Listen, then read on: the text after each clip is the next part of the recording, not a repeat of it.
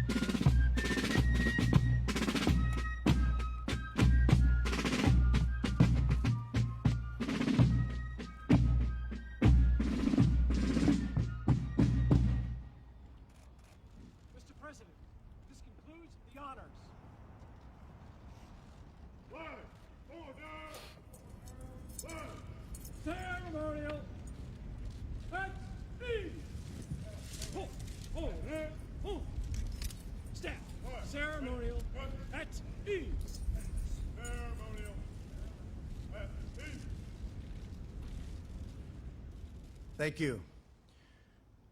Prime Minister Morrison, Mrs. Morrison, members of the Australian delegation, and distinguished guests, today we celebrate the long-cherished and unwavering friendship between the United States and Australia.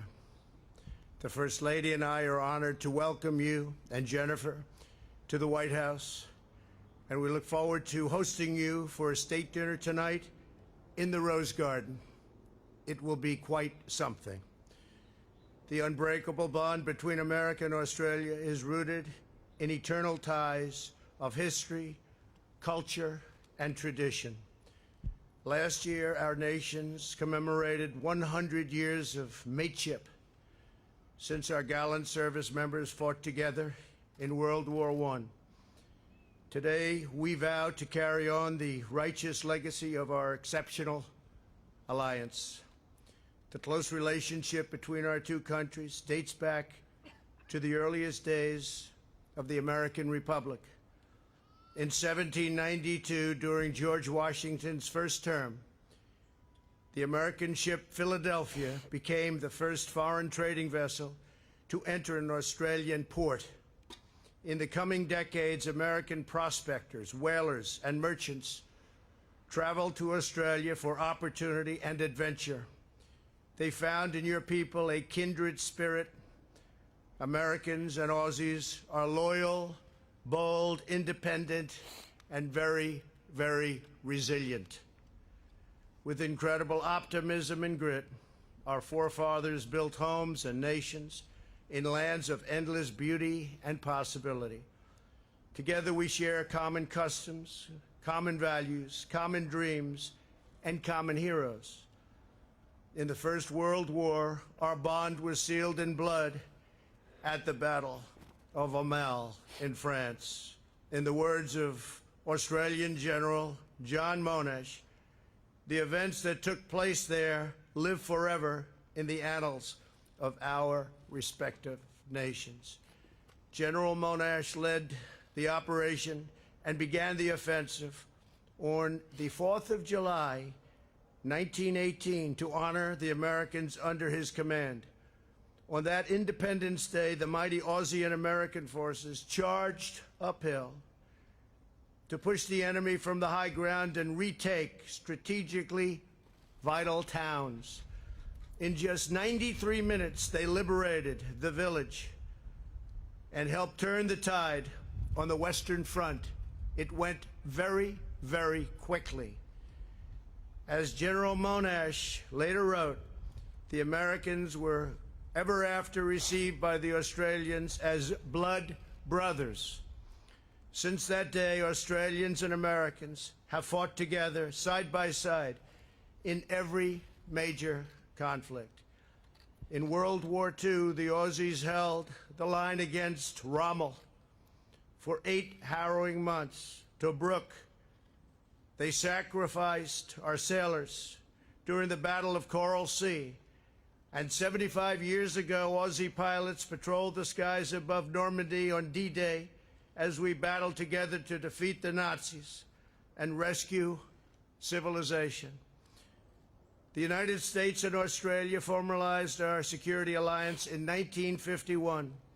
Decades later, on September 10th, 2001, right here at the White House, our nation celebrated the 50th anniversary of that treaty. The next morning, September 11th, America was attacked, and Australia invoked the treaty's mutual defense commitment for the first time ever. In the weeks that followed, as our beloved sons and daughters deployed to defend our freedom, we took comfort in knowing that they would have Australian warriors right by their side. Today, on National Prisoner of War Missing in Action Recognition Day, we pledge to forever honor our service members captured or still missing from battle throughout our history. We work and pray for the day when all of our heroes return home. On behalf of every American, I extend my profound thanks to the people of Australia for sacrificing with us in our shared fights against the menace of fascism, communism, and radical Islamic terrorism. In the past century, the friendship between our nations has not only withstood the tests of time and war here on earth, but also led our nations into the stars. This year, the United States commemorated the 50th anniversary of the Apollo 11 moon landing. Today, we give thanks to the nation of Australia for its vital contributions to the extraordinary achievement. On July 20th, 1969, when Neil Armstrong planted our great American flag on the face of the moon, the ground station broadcasting this iconic image to the world was Australian. Together, our people have laid down their lives to protect our civilization from tyranny. We have pioneered some of the most remarkable advances in human history, and every shared endeavor, we have shown the world what it truly means to be friends, mates, and allies. As we begin the next century of our truly extraordinary partnership, I know that America and Australia will remain forever united in defense of our liberty, our sovereignty, and our most treasured values. Thank you. God bless you. God bless Australia. And God bless the United States of America. Thank you very much.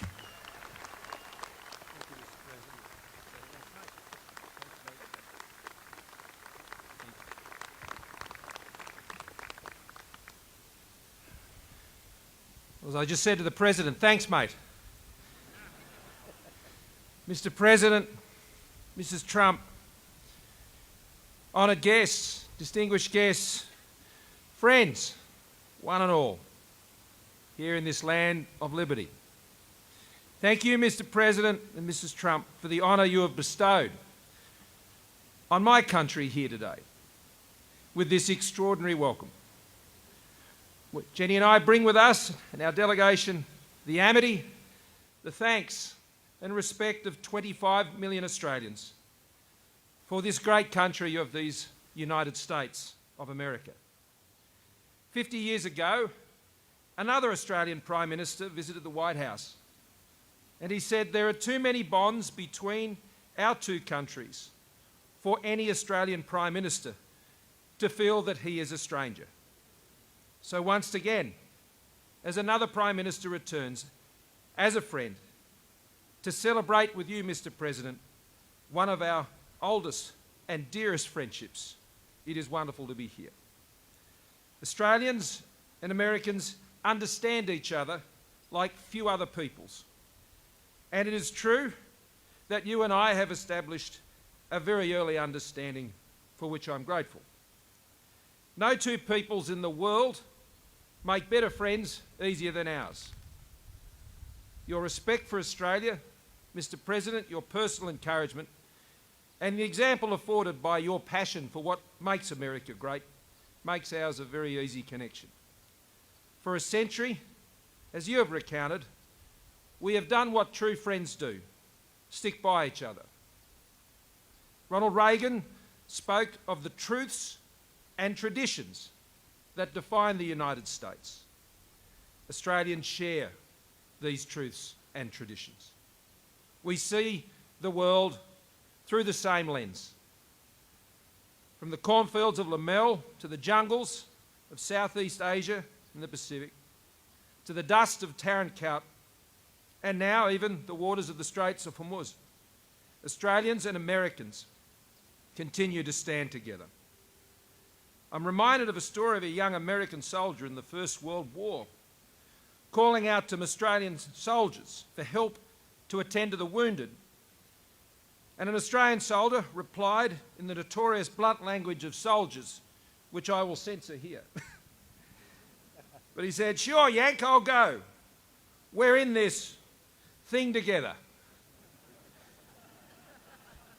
Mr. President, Australia may often look, he's a New Yorker. Mr. President, Australia may often look to the United States, but we have never been a country that has been prepared to leave it to the United States. We don't. That's not our way. We pull our weight. Like you, our lives, our fortunes, and our sacred honour are found in our willingness to stand for what we believe.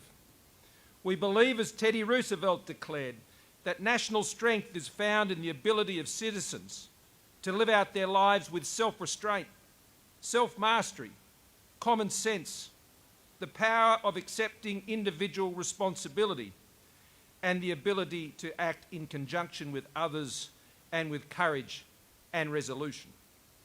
We believe in the capacity of enterprise and free markets to create wealth and to lift all, and for free and fair trade to bring nations closer together. We believe that governments derive their power from the consent of the governed, and that the ballot box and democracy is the surest foundation for peace and security. And we believe in the rule of law and freedom of association. These beliefs spurred this country to build a mighty canal, to stand up to fascism and militarism, to rebuild the modern world after winning a great peace. Inspired the fascination, wonder, and joy of the world's children through a little mouse who could whistle a tune, who took humanity to the moon, and indeed, we're going back again, tore down a wall that separated liberty from oppression, and imagined, engineered, and built a digital world that has connected humanity in a way that we now can't imagine living without. America reminds the world that it can be done. How great is America? The world is a better place because of this country living out its moral purpose. A world not just more secure, but more prosperous as well. The new economies of the world, lifting hundreds of millions from poverty, do so because they first saw the United States define a century and do that first, and then invited and supported them to follow. Mr. President, I know that the leaders of more powerful nations will indeed visit this home, known throughout the world, and will be welcomed as friends. But you won't find a more sure and steadfast friend, a better mate than Australia. It is a coincidence of history that on the very day Pearl Harbor was attacked, Australia gifted a 99-year lease to the United States to build its embassy on our capital. And 60 years later, as the President has remarked, on September 11, another Australian Prime Minister, John Howard, was here in Washington at our embassy, and he invoked our treaty with you and pledged our country to stand with you against the architects of terror as we do to this day. When President Reagan welcomed another Australian Prime Minister on this lawn, he reminded us liberty is not an inevitable state and there is no law which guarantees that once achieved it will survive. So we pledge ourselves here, at this dawn of a second century of mateship, between our nations to renew and modernise our alliance for a new century, to continue to be vigilant and strong, and to build the economic strength that our world needs that contributes to the peace and prosperity of all. Whatever lies ahead in this century, I know that Australia and the United States will go on to meet it with the same courage, the same daring, the same unbreakable bond that has defined the first century of mateship. Mr. President and Mrs. Trump, thank you again for welcoming Jen and me here and here as true friends. May God bless you. May God bless the good peoples of the Commonwealth of Australia and these United States of America.